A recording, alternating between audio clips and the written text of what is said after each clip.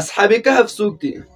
د نبی پاک صلی الله علیه وسلم مبارک د زمانې نه څه د پاسه 200 کاله یا 950 کاله یا 600 کاله دومره زمانه کې دغه زمانې ته د فترت زمانه وایي.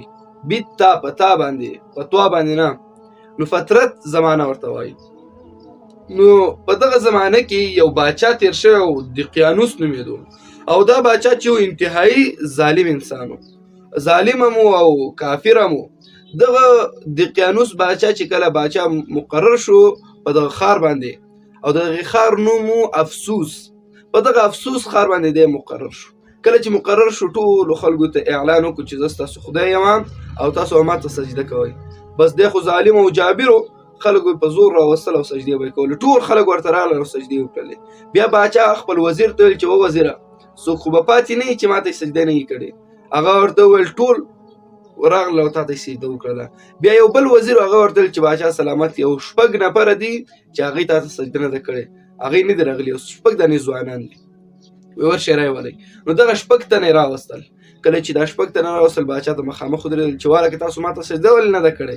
هغه ورته چې مونږ یو واحد لا شریک الله ته سجده کوو، د الله نه غیر مونږ بل چا ته سجده نه کوو. ته خو مخلوق او انسان یې، مونږ انسان ته سجده نه کوو. نو باچا انتهایی زیات غوسم شو.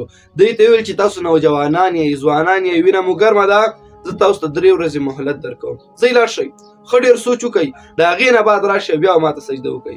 خو که بیا مو سجده ونه کړله بیا سزا درکوم او پاڼسي کوم او مړه کوم. بس دغه خلکو ته ډېره ښه ده. دا 6 نفره ترېنه روان شول. کله چې راووتل بیرون، ځان سره یې خپلو کې سوچ وکړو چې دا 3 ورځې بعد خو مونږ که بیا هم راشو مونږ به د الله عبادت کوو، د عبادت خو مونږ نشو کولی، دا خو کافر دی او مونږ هم د ایمان نه خلاصوي. داسې کار به وکړو چې د ښار نه به وتښتو، د دې افسوس ښار نه. وایي چېرته به وتښتو؟ وایي چېرته لاړو؟ د دې باچا د ملک ته به لاړ شو. خو دا 6 ملګري دې روان شول. کله چې روان شول یو ځای ته، یو منطقې ته رسېږي، هلته ګوري یو غر دی. په دې غره کې یو زبردست او غټ غار و. دوی ټولو فیصله وکړه چې دې غار کې به پټ سو او دلته به وخت تېروو، لږ لږ به پټ راوځو او خوراک به د باچا نه به پټ یو. دی چې کله غار ته درنه کېدل، نو په دغه غار په مخ کې یو شپونکی اوسېدلو.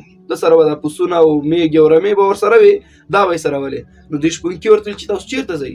نو دې 6 نفرو لاول ورته حل نه وي، خو چې بیا ورته معلومات وشو چې دا شپونکی مسلمان دی او مؤمن دی، نو دوی ورته ویل چې دغسې مونږ د باچا نه تښتېدلي یو، مونږ ته 3 ورځې مهلت راکړی چې تاسو زما عبادت به کوئ، او مونږ خو د الله نه غیر د بل چا عبادت نه کوو. نو دې شپونکي ورته ویل چې تاسو دومره ښایسته او زبردسته عقیده ده، زه هم ستاسو ملګری یم، ما هم ځان سره بوځئ، زه هم د داسې باچا په بادشاهي او په ملکیت کې اوسېدل نه غواړم. نو هغه ورته ویل ښه ډېره ښه ده، راځه. نو دغه شپونکی ورسره هم روان شو. کله چې یو څو قدمونه واخیستل، نو د دې شپونکي سپی او دام ورپسې روان شو. نو د خلکو د 7 نفرو 6 هغوی یو شپونکی شو، دا وشول. نو د 7 نفرو دا سپی ځان نه شړلو، داسې نه چې غپ وکړي یا څه بل څه آواز وکړي او خلک مو باندې راخبر نه کړي، ځان نه یې شړلو چې مه راځه موږ پسې.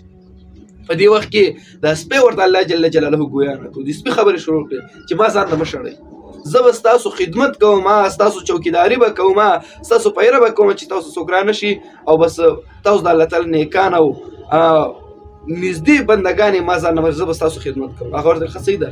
هغوی چې دا خبرو د سپي وکتل نو حیران شول، ځان سره یې سپی هم کړو. دغه 7 نفره او دا سپی، دا 7 خلک په دې غار کې دننه شول. چې کله دننه لاړل، 3 ورځې مهلت باچا ورکړه. چې کله 3 ورځې تېرې شولې، باچا بیا راوغوښتل چې خلک دې راشي. نو وزیران ورته وایي چې هغه خلک خو نشته بادشاهي کې، او تښتېدلي دي. وایي چېرته تښتېدلي دي؟ وایي ځای معلوم نه دی او تښتېدلي دي. دا باچا ځان سره فوج واخیستلو، او مخکیني خلکو به د نشاناتو نه، د پښو د علامو نه به خلک معلومول چې چېرته تللي دي. خو باچا هغه خاص مقرر خلک چې وو چې د پښو چاپونه به یې معلومول، هغې پسې شول. ګرځي ګرځي ګوري ګوري، اخر دې حد ته ورسېدل چې غار یې پیدا کړلو، دا چاپونو په لحاظ باندې. چې کله غار پیدا کړو، چې ویې کتل یو کس ور دننه کړلو. وایي باچا سلامت 7 نفره دي، یو ورسره بل هم یو ځای شوی دی، یو ورسره سپی دی، او دننه قرار په خوب ویده دي. څه وکړم؟ باچا وایي چې دا ښه موقع ده، وژنئ نه، دا کوم غار ته چې دننه شوي دي بله لار نشته، همدا خوله ورپسې بنده کړئ. بس دا خوله یې چې ده که نه، دا ورپسې بنده کړله. چې کله یې ورپسې بنده کړله، او دوی باچا وایي چې دا سزا یې کافي ده چې دننه پکې ژوندي مړه شي، راوتی به نه شي، بس اکسیجن به ختم شي، مړه به شي، چې زما څوک عبادت نه کوي، دا به حال. نو چې کله هغه دقیانوس باچا چې و، هغه ترېنه واپس خپل ښار ته راغی. د دغه بادشاه په ملکیت کې یو بل نیک سړی هغه پټ راغی د دغه واړو خلکو او د دې سپي دا ټول تاریخ ولیکلو په تخته باندې او هغه تخته هم پکې هلته کېښودله. نو ځکه بیا خلکو د تاریخ معلوم چې په دې تاریخ باندې دا دغسې د باچا نه راغلي وو، دوی واحد لا شریک الله ذات منلو، د ټولې خبرې ولیکلې او دلته په تخته باندې کېښودلې. نو چې کله څه زمانه تېرېدله نو دغه ونه پره چې په دې غار کې دننه وو دوی راویښ شول. چې د خوب نه راویښ شول دوی ویل چې والکه دغه مونږ او تاسو چې راغلي وو دا څومره وخت کېږي؟ نو هغلته وړوکې شانتې سوری و. هغه یو ملګري ورته وایي چې یاره داسې نیمه ورځ به م په دې غار کې تېره کړي. بل ورته وایي نه نیمه ونه ده کړې، یوه مو تېره کړې. بل ورته وایي نه نیمه مو تېره کړې. وایي څنګه مو نیمه تېره کړې؟ وایي سهار چې راتلو لمر هلته ولاړ و. اوس چې ګور نو لمر دغه د اسمان په نیمایي کې ولاړ دی، معلومېږي دا چې نیمه ورځ مو تېره کړې ده. او علمای کرام فرمایي دوی په دې غار کې 309 کاله تېر کړي وو، خو دوی ته داسې احساسېدله چې مونږ یا نیمه ورځ تېره کړې یا مو یوه ورځ تېره کړې ده. دوی د بیخي دغه خپل د ژوند باندې پوه نه شول. خو چې خپله حالاتو ته یې وکتل نو کاڼې غټ شوي وو، ویښته، وریځې، ږیره، بریتونه ټول غټ شوي. دوی حیران شول چې مونږ ته خو داسې احساسېږي لکه نیمه ورځ مو چې تېره کړې یا یوه ورځ، او د خپلو حالاتو ګورو نو داسې معلومېږي لکه چې ډېر وخت مو تېر کړی. نو په دې ټولو ملګرو مشوره وکړه چې داسې کار به وکړو چې وږي شوي وو بیرون لاړ شه. یو ملګري ته یې وویل او د خوراک څه شی راوړه، د خوراک څه سامان راوړه چې هغه وخورو، او پام کوه چې داسې اخوا دېخوا هوټلي ته م ورنشي، چې پټ لاړ شه او پټ راشه او ښه معلوم که ډېر جر او بحث چا سره مه کوه، ډوډۍ ترېنه راواخله بس راځه. هغه ورته صحیح ده همدغسې کوم. دی د غار نه بیرون ووت. دوی داسې فکر کوي چې اوس هم د دقیانوس بادشاهي ده. دوی چې بیرون نه ووتلو ګوري بیخي د ملک د دنیا نظام بدل شوی دی. یو ځای کورونه، بل ځای کورونه، بل ځای کې ونې دي. ځکه 309 کاله کې ډېر انتهایي زیات بدلون راځي. دوی ډېر زیات حیران شول چې دا څنګه، مونږ خو سهار چې راتلو دا شیان نه ول، اوس دومره ډېر شیان نه پیدا شوي دي. ځان سره حیران ګوري، یو خو بل خوا روان دی. خو ورغې یو هوټلي ته، د هغه نه څه سودا او د خوراک څه شیان راغستل. نو ده پیسې ورکړې. چې پیسې ورکړې هغه پخوا به د سرو زرو سکې به وي. د هر باچا خپل مهر او ټاپه به پرې وهلی شوی، معلومېده چې دا د کوم باچا ده. نو چې څنګه هغه ننبهي د هغه هوټلي پیسې واخیستې چې ویې کتل نو دې سړي ته یې تاله چې خزانه پیدا کړې ده. وایي څنګه مې خزانه پیدا کړې؟ وایي دا خو د دې زمانې پیسې نه دي، وایي دا خو د دقیانوس باچا د وخت پیسې دي. تاله کې چې خزانه پیدا کړې، خزانه چېرته ده؟ خزانه ښه او ورته خزانه مې نه ده پیدا کړې، همدغسې زمونږ خپل دقیانوس ولې باچا نه دی څه؟ وایي نه به دقیانوس باچا نه دی، یو بل باچا راغلی دی او انصافداره او مسلمان باچا دی، د هغې باچا نوم دی بیدروس. هغه ورته دا څه بل باچا راغلی دی؟ ده بیخي دماغ دا خبر نه منل، ځکه ده باندې خو داسې تېره شوې لکه نیمه ورځ. خو چې خپل حالاتو ته یې کتل نو دی ډېر زیات حیران شوی. نو په دغه وخت کې دغه بیدروس باچا چې و، دا زمانه چې د 309 کاله بعد شروع شوې وه، علمای کرام فرمایي دغلته د علماو په منځ کې یو موضوع باندې په یو مسله باندې انتهایي زیات اختلاف و. هغه اختلاف په دې موضوع باندې و چې یو ډله علماو به ویل چې د مرګ نه بعد ژوندي کېدل نشته، بلې ډلې علماو ویل چې د مرګ نه بعد ژوندي کېدل شته، انسان به را ژوندی کېږي، حساب کتاب به ورسره کېږي. خو دغه یو ډله چې وه که نه، هغې نه منل چې نه بس چې انسان مړ شو بس ختم. نو په دغه وخت کې بیدروس باچا ته دغه هوټلي یا د کوم نانبای چې دی په منډه ورغی او دا سړی هم ځان سره واخیستلو چې راشه ستا باچا ته بوځم چې ته خپله قصه ورته وکړې. نو چې دغه کوم دا ونه پورنه چې کوم ملګری ورته د ده تملي خان و، دا تملي خان چې ور وستلو نو باچا د بیدروس باچا ته یې وویل چې دغسې سړی راغلی او د دقیانوس باچا د وخت روپۍ دي ورسره. نو هغه چې وکتل رښتیا د دقیانوس باچا د وخت روپۍ، وایي ما ته خپله قصه وکړه. نو ده ورته ټوله خپله قصه وکړله. دی ویل موږ داسې فکر کوو چې موږ باندې نیمه ورځ یا یوه ورځ تېره شوې ده. نو ده د خپل علما د باچا ټول وغوښتل چې مسله حل شوه. وایي دا هغه خلک دي چې 309 کاله په غار کې پې تېر شوي دي، خو دوی داسې احساسوي لکه نیمه ورځ چې پې تېره شوي دي، او دا وایي د دقیانوس د باچا د وخت روپۍ دي ورسره. وایي نور ملګري چېرته دي؟ وایي هغلته موږ سره غار کې دي او هغوی موږ ته ډوډۍ په تمه دي وږي دي چې ورشو. وایي راځه باچا خپل لښکر ځان سره ونیو او علما دي او پوجیان دي او باچا دی، د هغې ملاقات ته ورځي چې ګوري چې دغه کوم دا ملګري د غار ملګري دا ټول پیدا کې وي ګوري.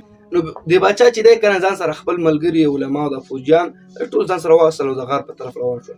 کله چې غار ته نږدې ورځي نو د تملیخا د دې 7 نفرو ملګري ورته وایي چې باچا سلامت تل اول غار ته مه دننه کېږي او فوجیان د مننه بڼسته زه ورځم او د خپل ملګري خبر کوم او دغسې ورته وایم چې موږ باندې نیمه ورځ نه تېره شوې ده، موږ باندې 309 کاله په غار کې تېر شوي، موږ په ځان باندې نه خبر. او اوس دقیانوس باچا نه دی، بیدروس باچا دی او هغه مسلمان دی، انصافداره دی او یو واحد لا شریک الله مني او د هغه د الله عبادت کوي. او زه به ټول ملګري به خبر کوم که یکدم تاسو ټول ور دننه شئ هغوی به وډار شي. نو زه خپله ورځم باچا اجازه ورکړه زه ورشم. نو دا تملیخا چې دننه ورغی او ډوډۍ ورته کېښوده هغه یې خوړه. ټوله قصې ورته وکړه چې دغسې 309 کاله په موږ باندې تېر شوي دي، موږ په ځان باندې خبر نه یو. او باچا هم بیرون راغلی دی او مسلمان باچا دی، فوجیان دي، علما دي. هغه ورته داسې نو په دغه وخت کې الله جل جلاله په دغه خلکو باندې دغه اصحاب کهفو باندې د غار ملګرو باندې خوب بیا راوستلو. یا یې پې خوب راوستو. علما کرام فرمایي یا وفات شول مړه شول. نو چې باچا کله بیا یو کس ورولګوي چې ته وګوره خلک څه شول، وخت ډېر تېر کړو. نو چې ویې کتل نو ورته ویل باچا هغې خو بیا ټول ویده دي، یو ورسره سپی دی او د دې کس سره 2 ملګري دي، نو دا ټول ویده دي په خوب باندې. نو باچا وایي چې دې سره نور کار مه لرئ. دا زموږ دپاره د بعث بعد الموت چې د واپس سړی د مرګ نه بعد راژوندی کېږي، دا زموږ دپاره ټول لپاره یو غټ سبق او یو غټ درس و. کار ورسره مه لرئ.